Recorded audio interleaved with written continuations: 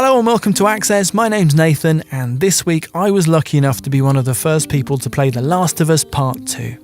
Two sections of the game were included in our hands-on session, one from relatively early in the story where Ellie patrols around the survivor settlement in Jackson, and a section a little later on with Ellie on the outskirts of Seattle. The footage you'll see throughout this video is from those two sections. The story has been the focus of a lot of what we've seen about the game so far, but a huge amount of work has gone into the gameplay too.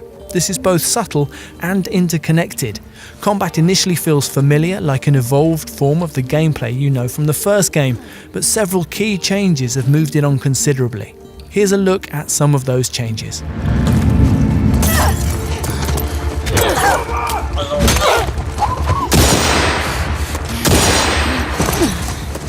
Number 1. Environments are bigger. The spaces I explored often comprised of several houses, shops or other buildings, often with multiple floors, often completely optional in terms of progression, and often featuring hidden or hard to get to areas with deeper story information or resources.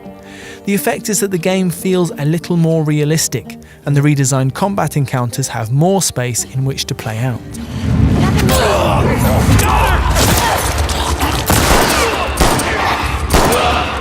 Number 2, Ellie has a few new ways to explore and interact with these bigger environments. Naughty Dog has shaped the gameplay around her character, older and stronger than when we first met her, but still agile and relatively small. Ellie can squeeze through gaps in the environment, and she can also jump, a much commented on omission from the first game, which leads to various traversal options and an added verticality to combat. And Ellie can also go prone. This one probably has the most impact while you're actually playing. It means that you can find cover even in open areas with long grass, and that you can shuffle discreetly between 2 points of larger cover. It's also a great example of how Naughty Dog approached development. Co-game director Kurt Margano told me that for the studio, the bar is real life. So putting a prone system into the game meant an enormous amount of work, making sure the movement from running, jumping and standing to prone is fluid, making sure Ellie can do everything while prone that you really would do in life or death situations, like aiming while crawling and turning onto her back. So the first time an enemy approached me while I was lying on the ground, for instance, I panicked and went to my go-to Last of Us response. I threw a brick in their face and charged in for a melee kill. And it worked. There was no laborious shift from prone to standing, and the throw aiming on the ground was just the same as normal. It felt like Naughty Dog in a nutshell, an incredible attention to detail to make the smallest of elements best in category. It might just be lying down, but it's also the best lying down I've ever done in a video game.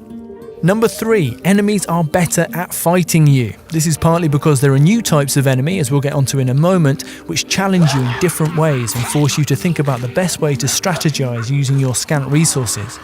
But they also seem much sharper. Taking advantage of those bigger environments, I found myself getting flanked more than I can remember from The Last of Us, backing into what I thought were safe rooms, only to get shotgunned from behind.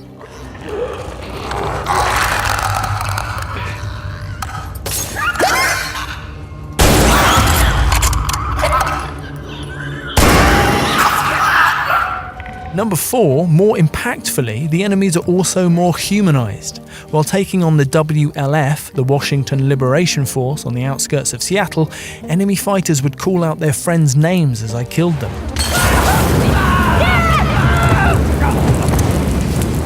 Introducing our play session, Naughty Dog's Neil Druckmann explained that as a revenge story, The Last of Us Part 2 is about destructive cycles of violence. This tiny touch is a way of jolting players into reflecting on the significance of their actions.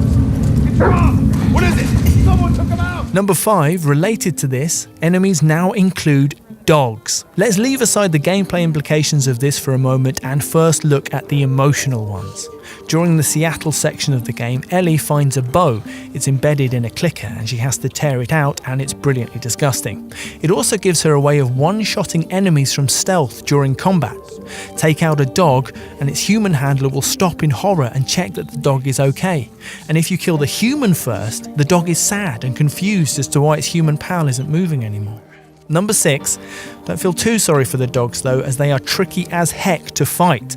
They're small, so they too are hard to see in long grass. They can also smell you, so you can't creep up to stealth melee them. They disrupt your attempts to sneak around offing humans too. You leave behind a scent trail which you can see in listen mode, and if a dog is present you'll need to keep moving or distract them with thrown objects to avoid discovery. It gives what otherwise might be slow and patient stealth sections an anxious urgency and forces you to keep moving.